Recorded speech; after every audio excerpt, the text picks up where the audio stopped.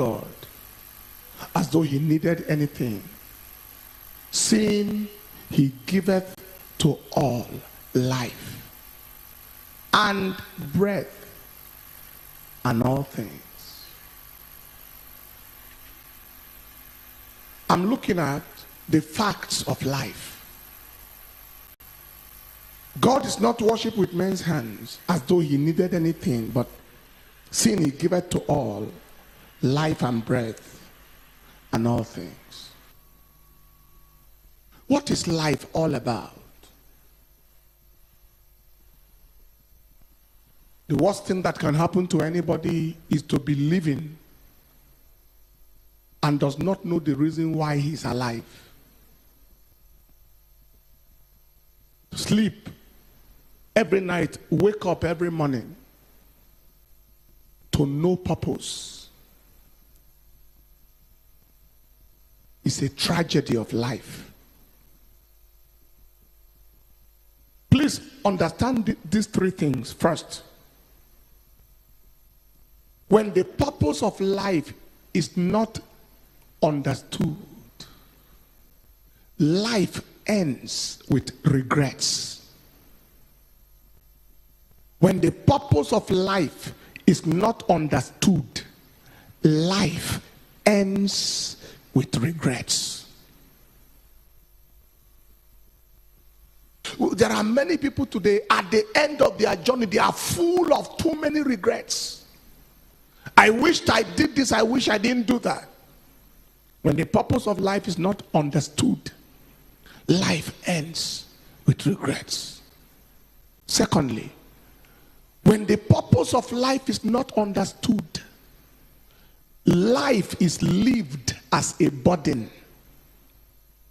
When the purpose of life is not understood, life is lived as a burden. You see people, at times, just what's the aim of this life? It's burdensome.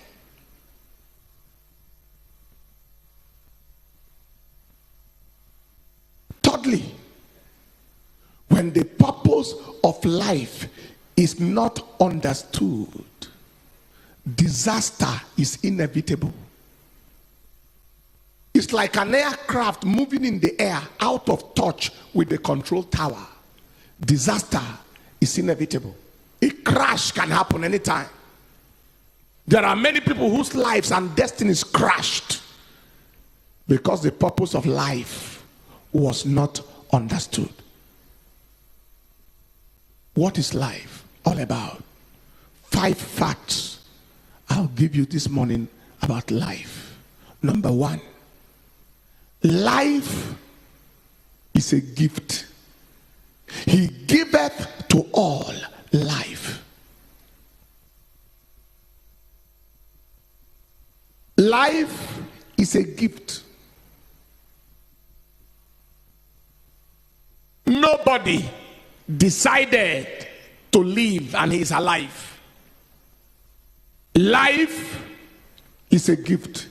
What is the implication of life being a gift? One implication, simple. Life must be used to the pleasure of the giver. If it is a gift, then it must be lived to the pleasure of the giver. How excited would you be, brothers and sisters? You bought a fine looking suit and you gave it to somebody, and the next time you visited his house, he was using the suit as rag. What a pain. What a pain. That is how exactly Almighty God feels when he gave you life and you choke it with alcohol and you suffocate it with Indian hemp and you squander it in prostitution. And instead of advertising God with your body, you advertise the flesh and usher people into distraction and destruction. it must be used to the pleasure of the giver. There are people who God see and regret creating them. He regrets. It happened in the days of Noah. He said he repented God that he made man. When he saw the way they lived and he saw the way they squandered themselves, he said, God repented. Why did I make these people? Let me finish them with the flood.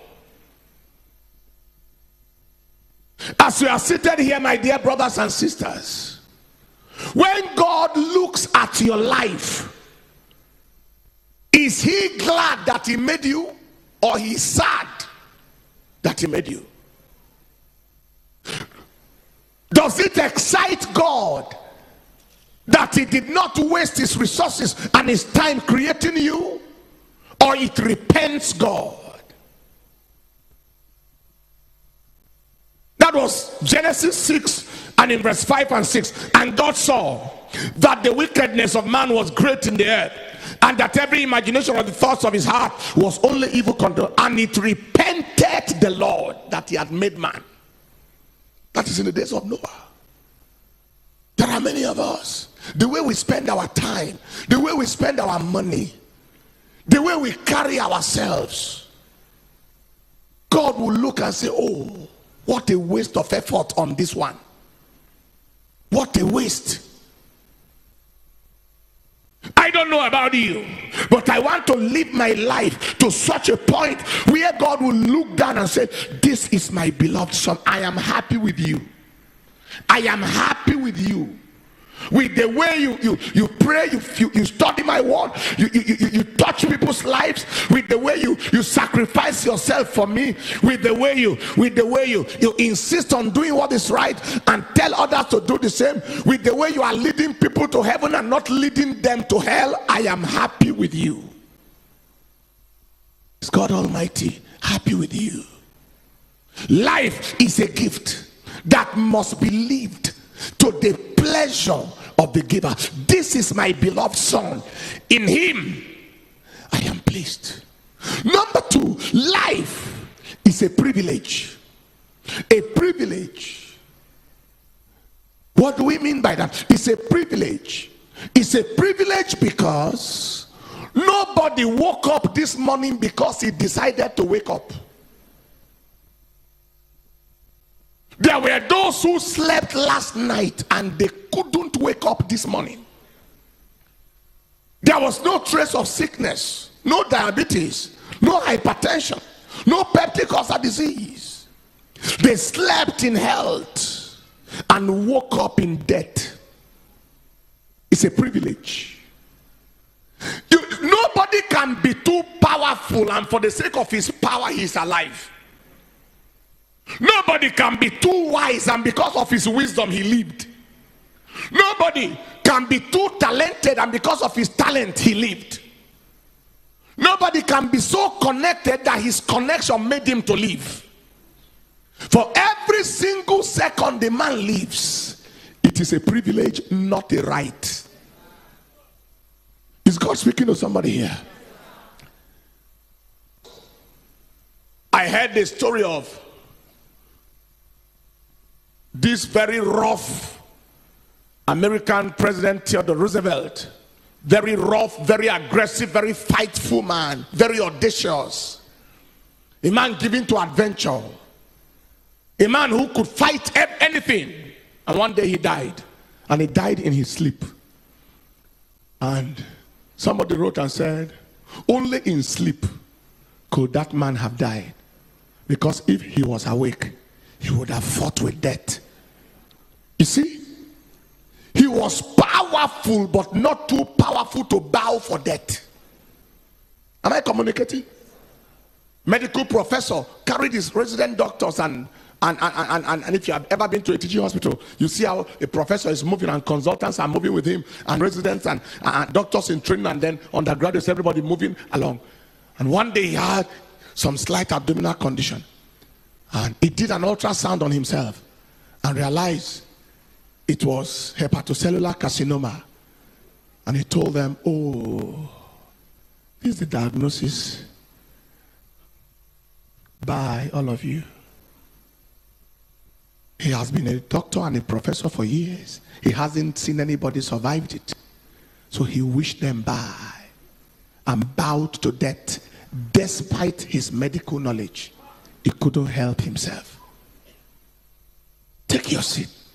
It's a privilege. Because even doctors who treat others die too. I was in the teaching hospital at a point during my housemanship, and a doctor more senior than me in the same teaching hospital was sick of fever and had typhoid perforations and died inside teaching hospital under the nose of consultants and professionals and specialists in all fields. Under their nose, himself being a professional, typhoid perforated his intestines. He was gone. It's a privilege. I told you the story of before, the story before of Alexander the Great. When he died, they carried him everywhere. He was with one of the Nebuchadnezzars. And then when they did everything to make him leave and he could not leave, Alexander the Great, he told his army generals, he said, it's obvious that I'm going to die. But before I die, I ask that you do 3 things for me. And his general said, General, we can do anything for you. So what are those things? Number 1, he said, when I die, let my doctors carry me on their shoulder to the graveyard and bury me there. Number 2, let my money and the gold and the diamonds and the pearls and everything I gather from around the world in war, let all of it be poured on the ground between the house and the grave. And number 3, let them bury me with an open hand. He's buried and his hands are open. And the general got confused and said, you know, sir, that anything you say we should do, we'll do. But what is the meaning of these instructions? And he told them, he said, number 1, let my doctors bury me, carry me on their shoulder, and let the world know that in the day of death, no doctor can save you. That the doctors were watching and I still died. No matter how rich, no matter the kind of consultants you can get, let the world know. See, number 2, pour the money on the ground between the house and the grave to let the world know that money is not different from the earth. He said, bury me with an open hand to show people that I didn't take anything from here. I came to the world naked and I left naked. I couldn't carry anything from here. What a lesson. What a lesson. What is the meaning of life is a privilege. Life is a privilege means it must never be taken for granted. Take your seat. It must never be taken for granted. Don't keep on saying, what is life all about? Let me die. You just invite death and die for nothing. It must never be taken for granted. It must be lived with appreciation. It must be lived with appreciation. Life is a privilege. Number 3, life is a seed.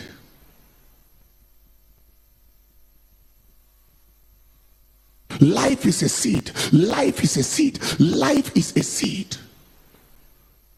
How we live today determines where we end tomorrow. Every act is a seed that is definitely going to produce a harvest. Life is a seed. The way you live is the seeds you are sowing. Living is seeding. Your relationship with your fellow human beings, your character, your lifestyle, they are seeds you are sowing that is definitely going to produce a harvest. Am I communicating? Hear this.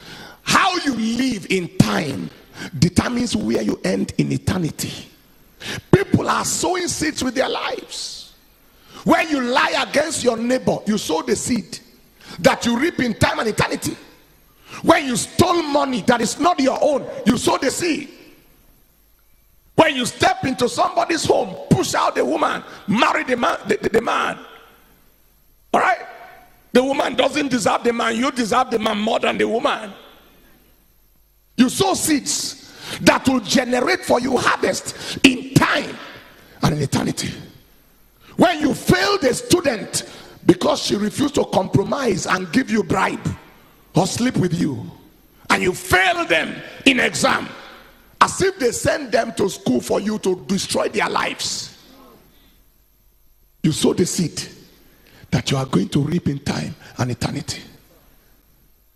When you carry petrol and mix it with kerosene or something in order to increase the profit, you sow the seed that you will reap in time and eternity. When you carry flour that they used to bake and you mix it with cassava to increase its volume, you sow the seed that you reap in time and eternity. When you increase, you reduce your age in order to get job, you sow the seed that you reap in time and in eternity. When you lied so you can get visa, you sowed a seed. Are you hearing what I'm saying here today? People are busy sowing seeds on a daily basis. When you lie against your neighbor at the place of work so you can get favor, you sow the seed so that the person can reduce and you can increase. You sow the seed. When they sent you to buy something for your organization and you increase the price so that you and the seller can share the difference, you sow the seed that your children may not recover from. Because he said, when Naaman the Syrian was healed and Gehazi collected money from Naaman the Syrian, and he was not meant to collect, and he lied, Elisha said, the leprosy of Naaman is on you and your generation. There are people who do things today and implicate their children, even children yet unborn. You sow a seed. When you collect bribe to pervert justice, you sow a seed. A seed that you reap in time and eternity. Am I communicating? Take your seed. Beware how you live, because your living is your seeding. Living is seeding. I think it was in my 5th year in medical school. We're doing word round. I think I can remember the word 15, where I met a young man. This young man had 3 major conditions, and each of them could lead to a person's death. He had number 1, chronic liver disease of alcoholic origin. Number 2, he had constrictive pericarditis, which was also traceable to alcoholism. And number 3, he had pulmonary tuberculosis, all traceable to alcoholism. The young man was 19 years old. 19. He was in Polytechnic. When I spoke with him, he told me he had lived recklessly in a hurry. He could drink 19 bottles of alcohol in one sitting. His living was his seeding, and his multiple organ affliction was his harvest. The liver was affected, major organ. The lung was affected, major organ. The heart was affected, major organ. It was his harvest. I looked at him. I led him to Christ. I said, you wasted your life in a hurry. At a young age, you just finished yourself. But I led him to Christ. And I traveled. On my return back, I was told that he was taken to the theater because the heart was so bad. The professor of surgery wanted to do a surgery on him and strip.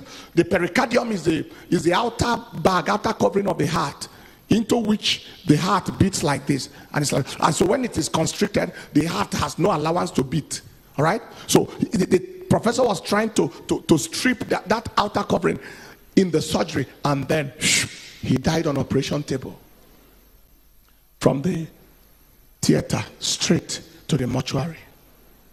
Having lived in a hurry, he sowed seeds that produced negative harvest. I felt so terrible when I returned back and I was told he died on the table. But I was only consoled a little bit that at least he gave his life to Christ at the dying moment. But he cut short his potential. Everything that could have become of him in this world perished. Any life he was meant to touch vanished. Whatever he was meant to amount to ended abruptly at the frequency of sowing negative seeds that produce negative harvest. Life is a seed. Every time you do something good, you have sown a good seed. Every time you put a smile on somebody's face, you sown a seed that can affect you and affect your children. Every time you touch somebody for God, you sow the seed. Every time you release resources to change lives, you sow seeds. Life is a seed. That was number 3. Number 4, life is a game. It's a game. It's a game.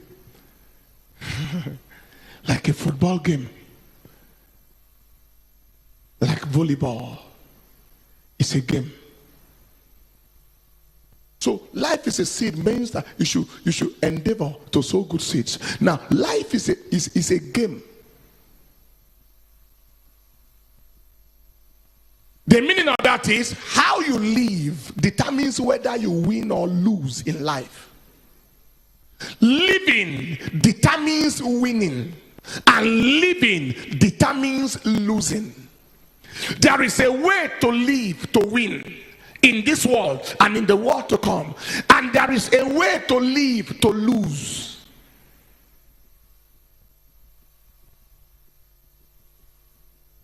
Whatever we do in life involves transaction. Esau lived to lose. Jacob lived to win.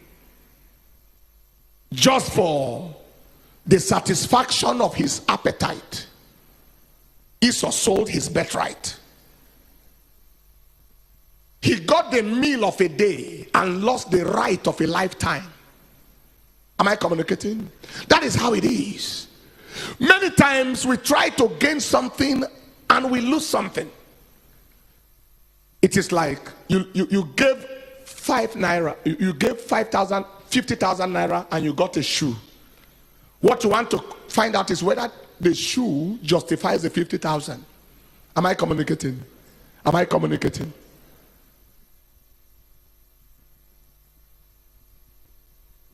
Does the shoe justify the 50,000? If it justifies, it's all right.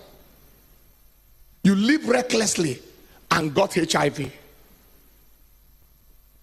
The pleasure you got, did it justify the HIV? If it justifies, no problem. Query pleasure. Am I communicating? Life is a game. While as we live, we are playing a game. My counsel is, please play to win, not to lose. Play to win. Live to win. Do the things that will make you win, that will make you not a loser in time and a loser in eternity. Play to win. Take your seat. Is anybody following anything here today? I was on call. It was Christmas Day of 1994 at the G Hospital. Christmas Day call. And a young man, emergency, and a young man was brought in. He was riding a motorcycle in the night on Christmas Day that had no light and no brake, and he was drunk. What a game. Maybe he played it before and won, but not on that day. No light, no brake, in the night, drunk. He just rode straight into the middle of an oncoming Mercedes car, bam, drunk, and then died on the spot. Brought in dead to the accident and emergency, smelling of alcohol. Dead body, smelling alcohol. That is, he drank liquid hell to assist him to end in hell. Taken straight to the mortuary. What a loss. He played to lose. His game was a loss. He lost in time and then lost eternally in eternity. Do you understand that? In time he had no life left. In eternity he's going to roast in hell forever, regretting whatever created him. Please don't play to lose. In all the lives and the things we do, ask yourself, am I gaining anything out of this? And is what I'm gaining what I'm going to lose? Play to win. Finally, number 5, life is vapor. James chapter 4 and in verse 14, he said, what is even your life? It is even a vapor that appeareth for a little time and then vanisheth away. It's a vapor. Vapor.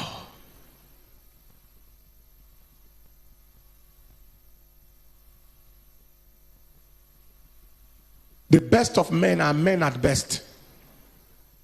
Man, nobody can be so powerful not to be a man, no matter how powerful you are. Vapor that appears for a while. Everyone you see today will go someday. The founder of Apple Computers, who died about 3 or 4 years ago, Steve Jobs, at the age of 54. He went to give a talk somewhere and noticed a symptom in his body. And he realized that it was a terminal symptom. So he gave a 15-minute talk in the university. And he said, by the time the doctor showed him his diagnosis, the whole of his life came before him. How did I live? How should I have lived? What should I do? Then he said, live each day as if it is the last, because one day it will be the last. Do you know the meaning of that? If you live for, let me say, God has planned for somebody here to pass on to eternity on the 5th of July 2060. I think that's a good allowance. If Jesus tarries to come on the 5th of July 2060, it means on the 4th of July, you have only one day to live. But you may not be aware. One day, everybody will have only 24 hours. One day. Don't wait for that 24 hours to arrive. Live it now. Hello? Somebody told John Wesley, they said to him, if you have 24 hours to live, John Wesley, the founder of the Methodist Church, what would you do with your life if you have only tomorrow to live? He said, I will continue doing exactly what I am doing now. So there is nothing I would have loved to do I'm not currently doing. I am living my life the way I should live it. That is the meaning of life is a vapor. Not to frighten you to say you will die tomorrow. The meaning of that is live on the edge. Live with a sense of urgency. Live on the edge. Live with a sense of urgency. Understand your priorities and understand your posteriorities. Know what to put in front of you and know what to put behind you. Don't bother with what does not matter.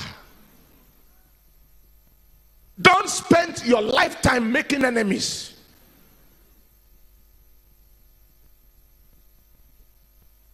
For life is a vapor. And in conclusion, take your seat. Having understood that life is a gift, and life is a privilege, and life is a seed, and life is a game, and life is vapor, what do you do? Number one, ensure quality relationship with your maker continually. Ensure quality relationship. Ensure quality relationship. A relationship where your life is permanently pleasing your maker. Quality relationship with your maker continually. Number two, ensure quality relationship with humanity. Quality. Ensure you have valuable quality relationship with the people of your life. Husband, wife, brother, sister, loved ones. Ensure quality relationship with humanity. Ensure it. Trust God to be more of a people person than more of an anti-people person. And finally, ensure quality impact in life. Quality impact. Be remembered for something good. Do something for somebody who will never forget for life. Do something in the church that the church will remember you permanent. Do something in your generation. Quality impact. Quality impact. Quality impact. Quality impact. I traveled to attend somebody's wedding. And there were people who were there who are wondering, you traveled all the way to attend the wedding and pray for a couple. And we have invited you to preach before you were not able to come, and you came for wedding. The question is, what is the quality of my relationship with you? Hello? How many of you know that you can visit your mother or your father not because you have business, but because they say come? Yes. Meanwhile, they may invite you somewhere for a business schedule and you don't have the time to go. That's how life is. That's how life is.